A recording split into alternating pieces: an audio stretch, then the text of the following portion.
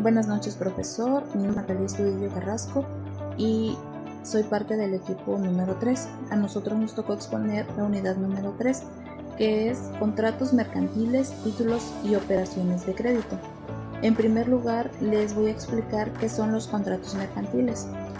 Su concepto es que son acuerdos legales que regulan las transacciones comerciales entre empresas, ya sean autónomas o profesionales, estableciendo derechos y obligaciones para proteger sus intereses y asegurar el éxito de estas operaciones.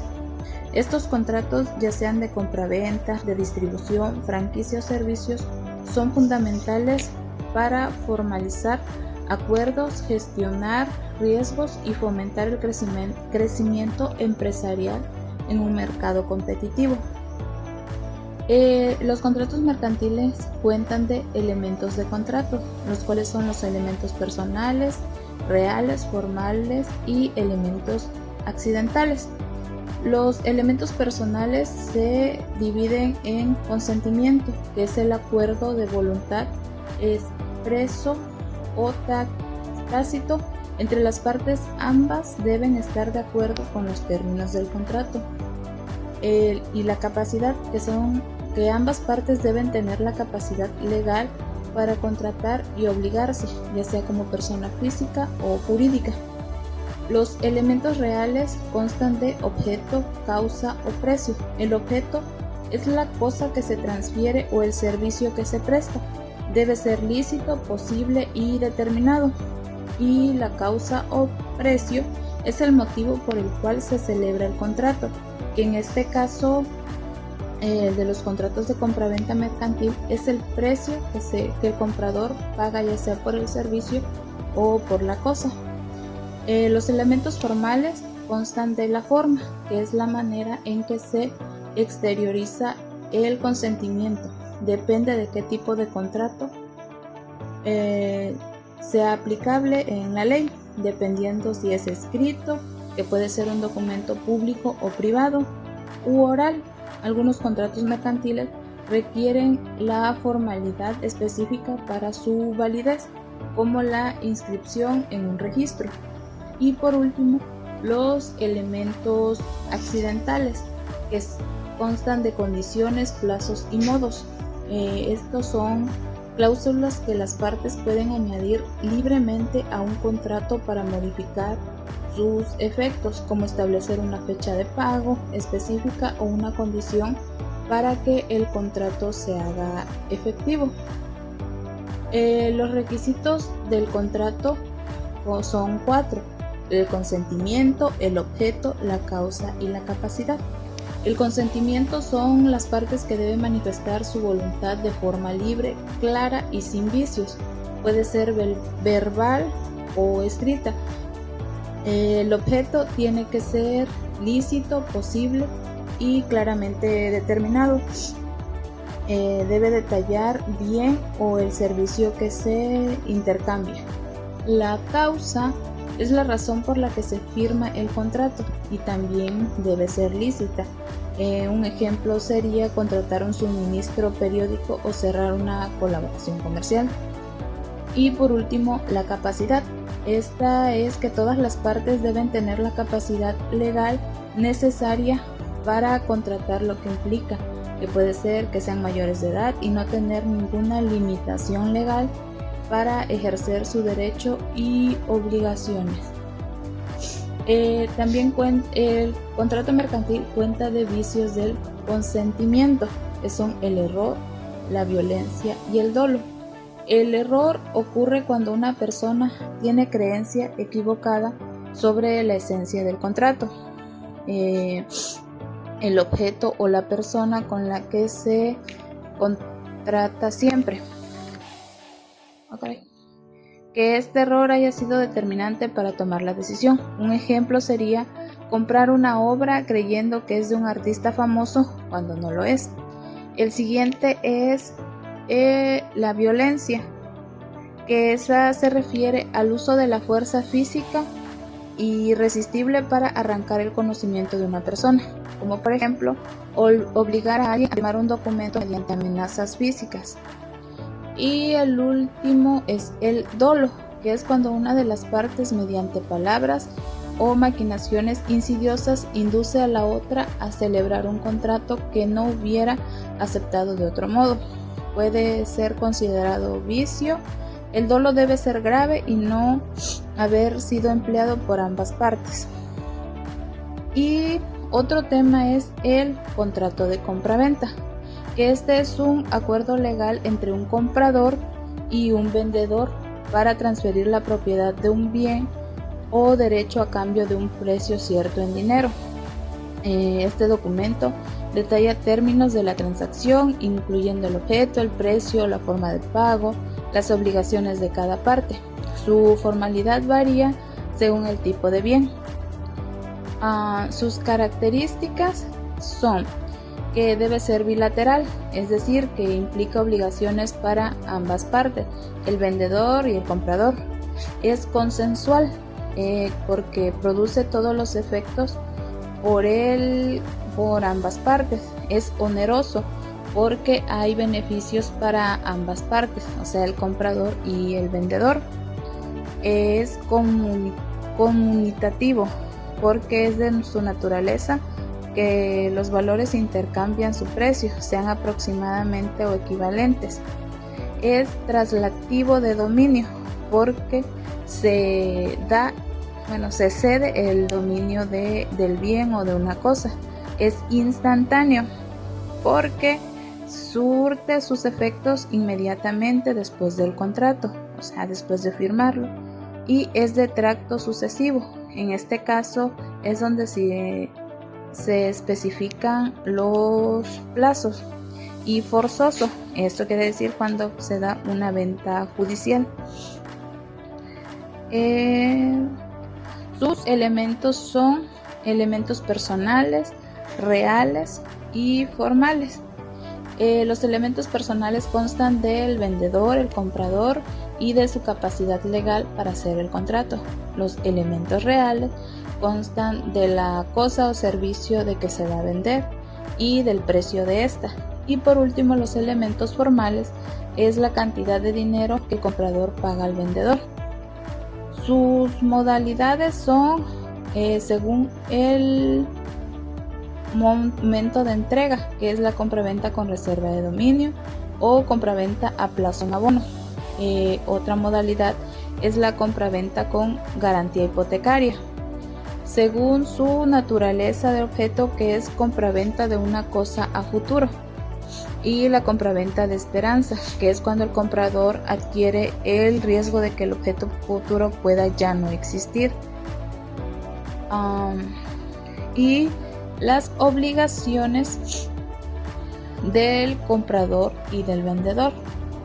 Las obligaciones del vendedor es entregar la cosa vendida, transmitir la propiedad, garantizar la posesión específica y entregar la documentación. Y las obligaciones del comprador es pagar el precio, recibir la cosa y pagar los gastos e impuestos que ésta genere. A continuación les voy a mostrar un ejemplo de un contrato de compraventa.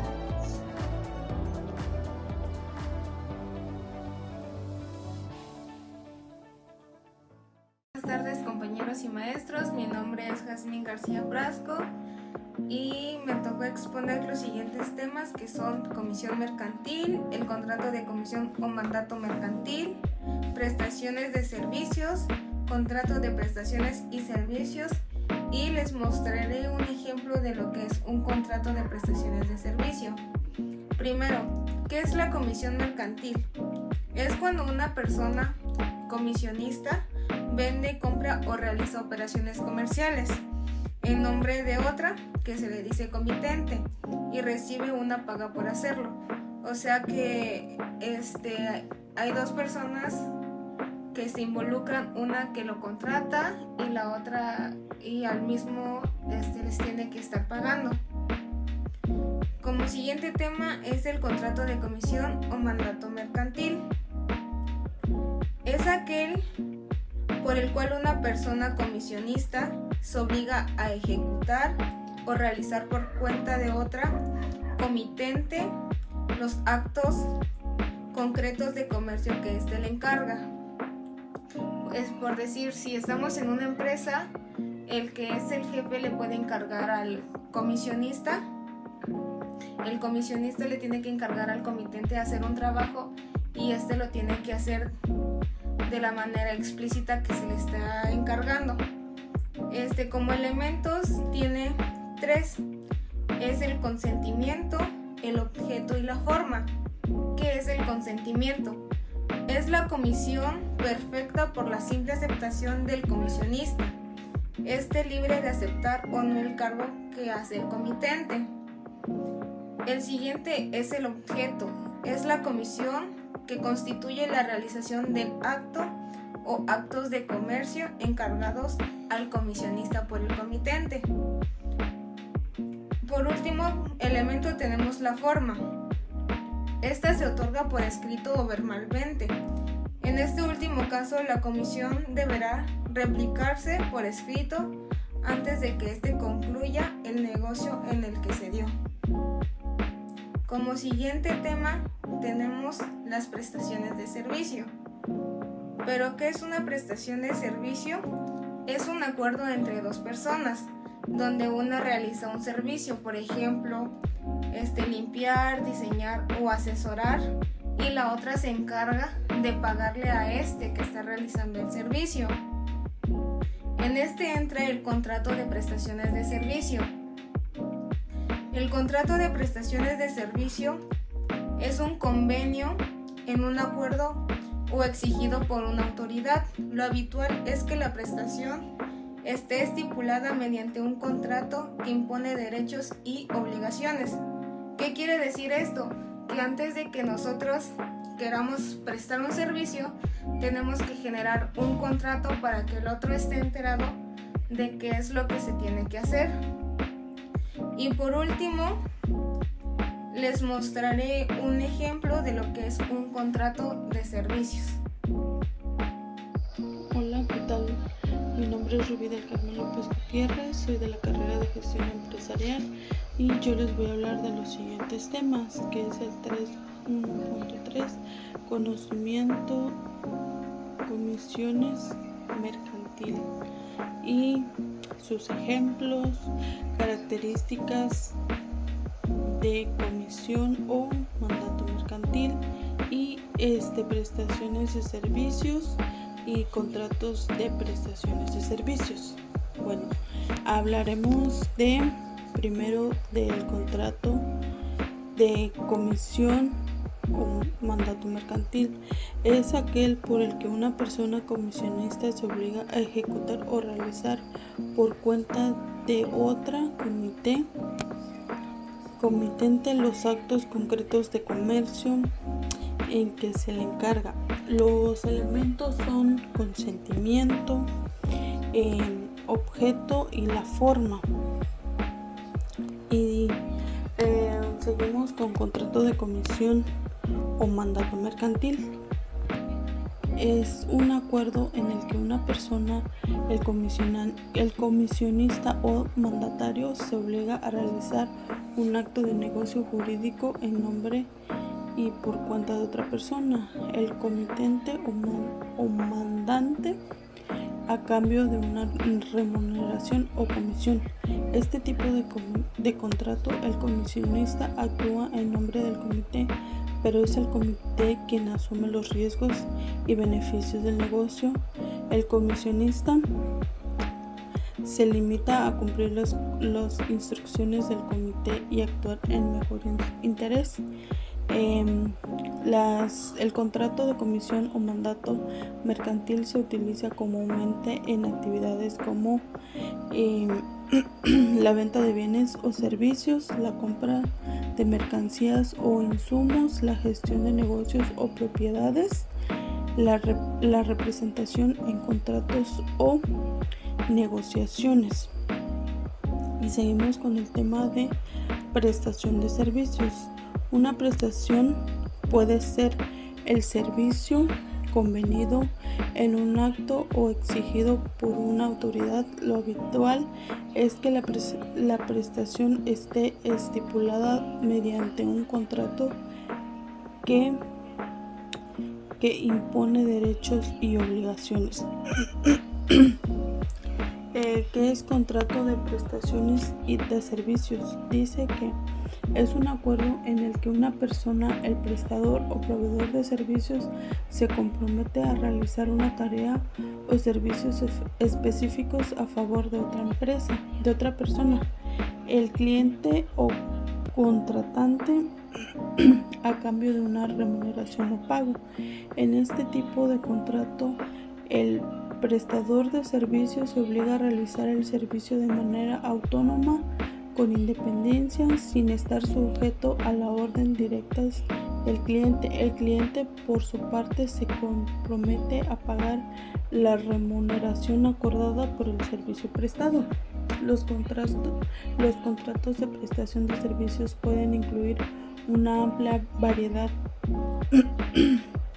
de actividades como servicios profesionales, asesoría, consultoría, auditoría, servicios técnicos, mantenimiento, reparación, instalación, etc. Servicios creativos, diseño gráfico, diseño web, escritura, servicios de consultorías en diversas áreas, recursos humanos, marketing y finanzas. Hola, buenas noches. Mi nombre es Johan Roda Jiménez y hoy les voy a explicar sobre los títulos y operaciones de crédito. Bueno, pues ¿qué son? Son documentos que representan un derecho de cobro.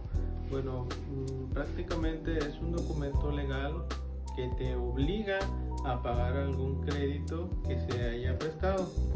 Entonces estos documentos se usan mucho en el comercio y están regulados por la Ley General de Títulos y Operaciones de Crédito. Bueno, los títulos de crédito como cosas mercantiles en el punto número 1 se usan en el comercio, circulan como si fuera dinero y se pueden vender, endosar o cobrar. Bueno, ¿a qué se refiere que se usa en el comercio? Es muy frecuente como ver en las empresas grandes, o podría decirse, hay veces que comúnmente ocupamos un crédito, por ejemplo en las empresas como Electra, Coppel, que son los más reconocidos ahorita que dan un crédito. Ahí entran lo que son los documentos que representan un derecho de cobro, como los títulos y operaciones de crédito.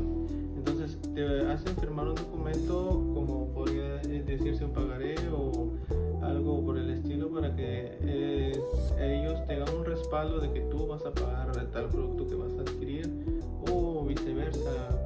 Cuando están entre empresas hacen el mismo documento, y entre empresas para que tenga un respaldo mayor. Bueno, las características principales que tienen los títulos y operaciones de crédito es la incorporación. ¿A qué se refiere con la incorporación? Significa que es el derecho que está unido al documento.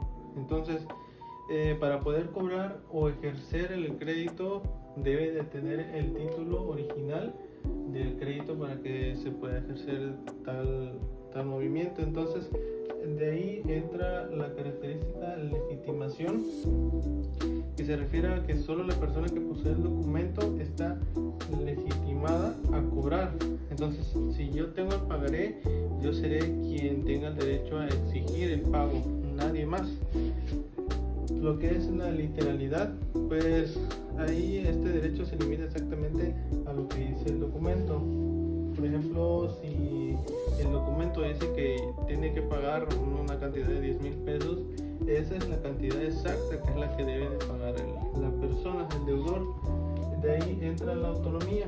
¿Qué es la autonomía? Es que cuando cada nuevo dueño del título tiene un derecho propio independiente. O sea, por ejemplo, cuando el documento se endosa a otra persona, yo puedo cobrarlo sin importar los acuerdos anteriores que tuvieron con la otra persona. De ahí nos seguimos a los títulos de crédito que son más comunes, que es el pagaré, el cheque y la letra de cambio. Bueno, el pagaré, ¿qué es? Es una promesa escrita de pagar una cantidad de dinero que intervienen dos personas, que es el que va a pagar y el beneficiario. El pagaré es un poquito más, es uno de los títulos de crédito más comunes. Pues prácticamente pues es un documento que te obliga a pagar, que está escrito. Para que el documento tenga la validez debe de decir pagaré, la letra pagaré, o sea de que tú estás comprometido a pagar el crédito que te están otorgando. El cheque, ¿cómo funciona? Es la orden de pago que da una persona a su banco. O sea, por ejemplo, si yo voy a realizar un cheque, prácticamente en pocas palabras yo le estoy diciendo al banco que agarre de mi dinero que yo tengo en el banco para pagar a otra persona.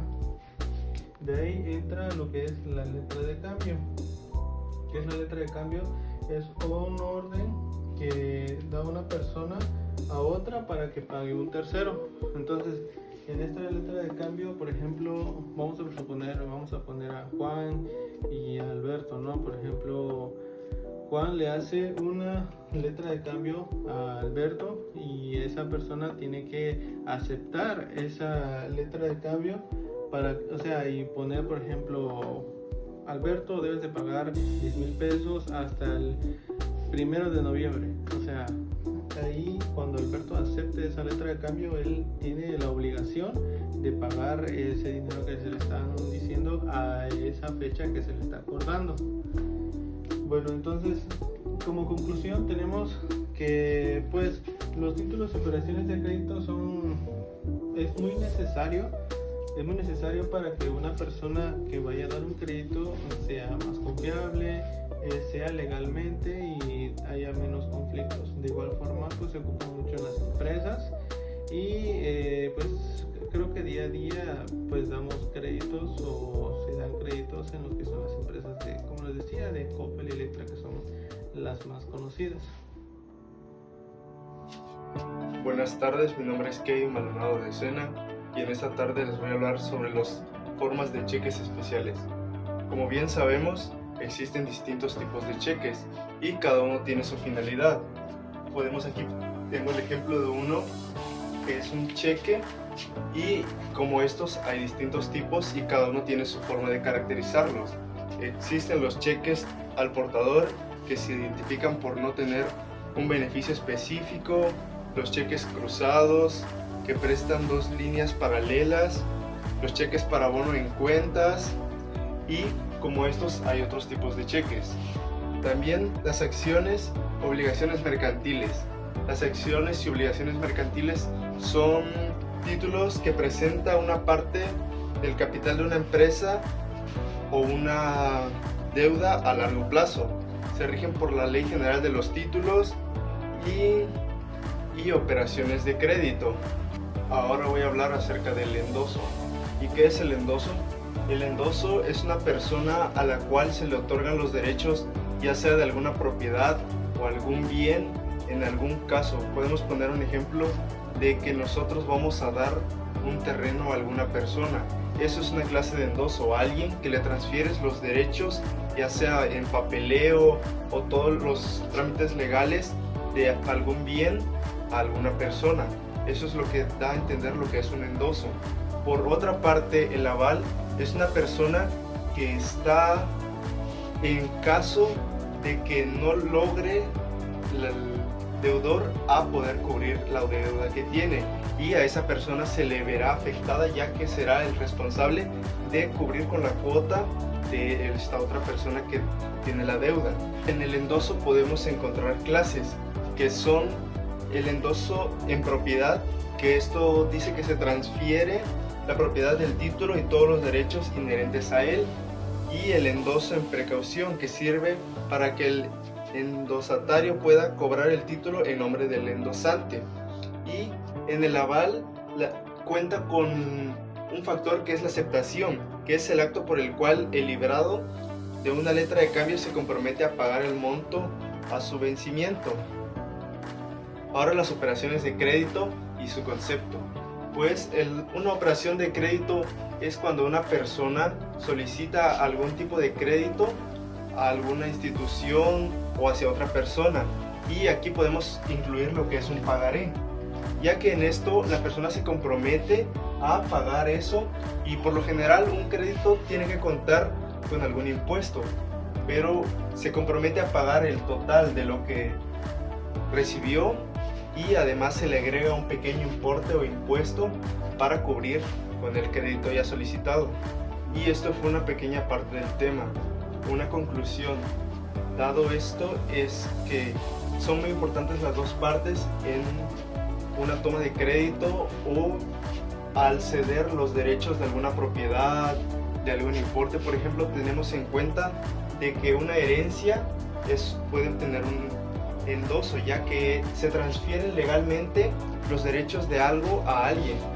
En esto del crédito tenemos principalmente el nombre del banco, la fecha en la que es emitida, a quién va dirigida, la cantidad o monto, y tiene que tener obligatoriamente la firma de la persona que está otorgando el cheque, ya que esto se da cuando te lo recibe una persona en el banco para asegurarse y verificar que verdaderamente el cheque ha sido enviado de esa persona. Por ejemplo, existen muchos casos de falsificación, pero con esto es que se da por fe de que sí fue la persona que envió el cheque, porque hay casos en los que las personas no tienen un comprobante y no saben cómo es, y se ve reflejado en el estatus del banco de que se cobró un cheque, pero no hay la opción de por dónde o cómo es que fue cobrada. Muchas gracias. Hola, mi nombre es Kimberly Florentino Domínguez, pertenezco al grupo 304E2 y hoy les voy a hablar sobre tipos de letras de cambio.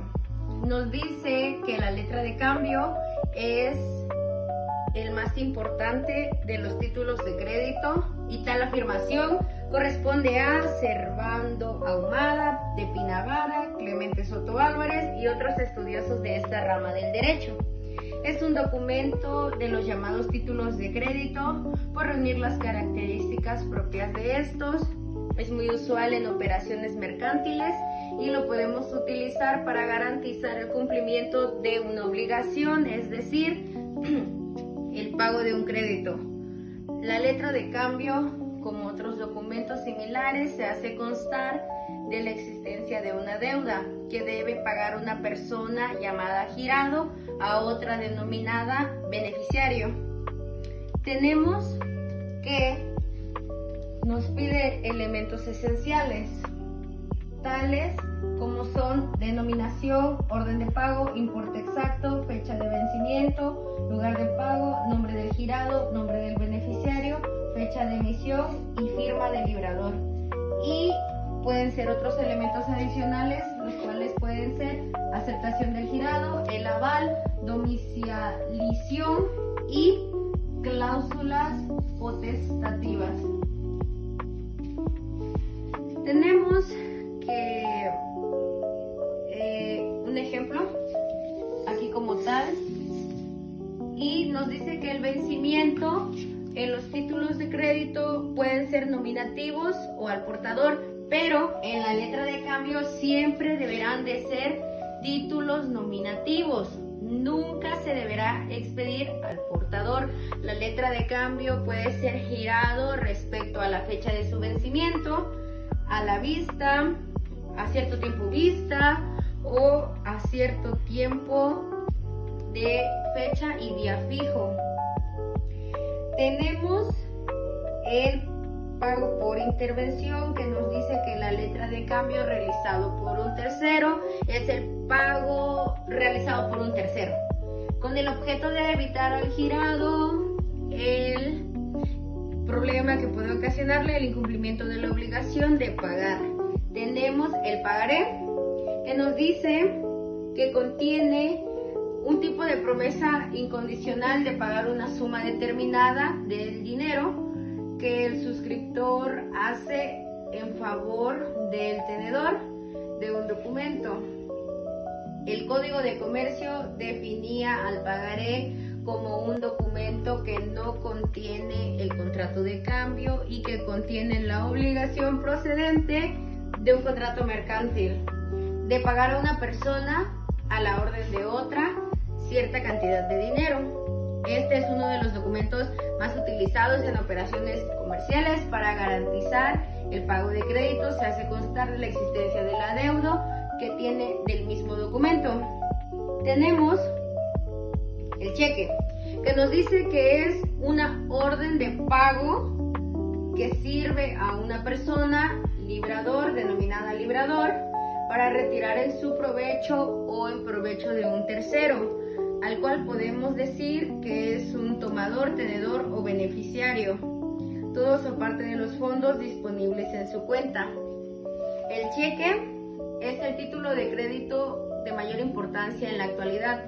Sus funciones económicas son importantísimas, como un instrumento de pago, sustituye el dinero con grandes ventajas y a la entrega de cheque no libera al deudor ni extingue su deuda, ya que esto sucede hasta que el título es pagado por la institución de crédito. El cheque es tan antiguo como la letra de cambio, pero se considera que el cheque moderno tiene su nacimiento en el desenvolvimiento de los bancos de depósito de la cuenca del Mediterráneo. El cheque se utiliza para manejar cantidades de dinero en lugar de dinero en efectivo.